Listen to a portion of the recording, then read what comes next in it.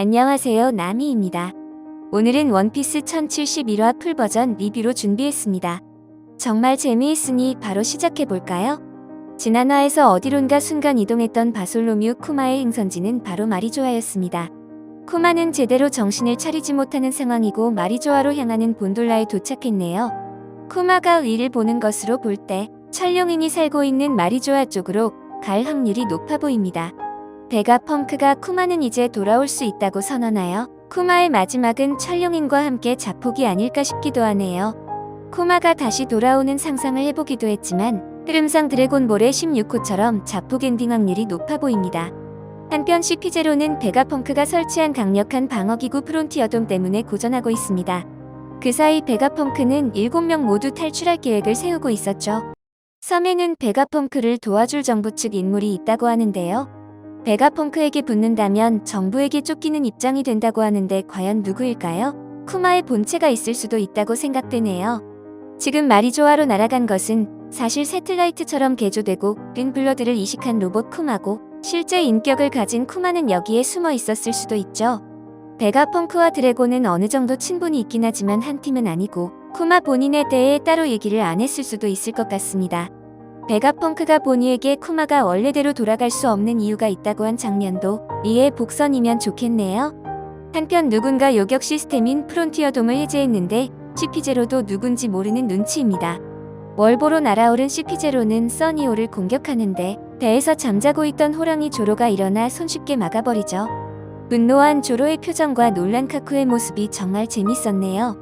그렇게 조로와 카쿠의 전투가 시작되고 루피도 동료들과 합류했습니다. 한편 키드는 신세계 어느 섬에 당도했는데 물고기가 너무 큰 것으로 보아 엘바프에 도착한 것으로 보입니다. 불의 상처에 남자 사고를 쳤던 키드는 루피네보다 한 발 앞서 도착했네요. 이번 화의 제목을 장식할 정도로 놀랄만한 장면이 등장했는데 바로 해군 중장 거프의 거취입니다. 해군의 전력은 베가펑크를 막기 위해 에그헤드로 집결하고 있었지만 거프는 군함을 빼서 14집으로 향했습니다. 거프는 제자인 코비를 구하기 위해 직접 출항했고 사왕 검은 수염의 아지트인 하치노스로 향하며 이번 화는 마무리가 되네요. 이번 화는 주목할 만한 떡밥이 정말 많았습니다. 앞서 설명한 쿠마의 행방과 조력자의 정체 그리고 마지막으로 거프의 일탈 행동이죠. 아무리 해군 영웅 거프라도 사왕의 본거지에 쳐들어가는 것은 무리인 것으로 보이는데요. 두 가지 전개를 예상해 볼 수 있을 것 같습니다. 거프가 하치노스에 쳐들어가 극적으로 코비를 구하고 죽는 것이 있죠. 이렇게 되면 루피는 형과 할아버지를 검은 수염에게 잃게 되니 후의 만남에서 극적인 장면을 연출할 수 있습니다. 거프는 로저와 라이벌로 불릴 정도로 강하지만 이제 나이도 들었고 단신으로 사왕의 적단을 상대하긴 무리가 있어 보이죠. 두 번째 전개는 바로 검은 수염은 하치노스에 없다는 전개입니다.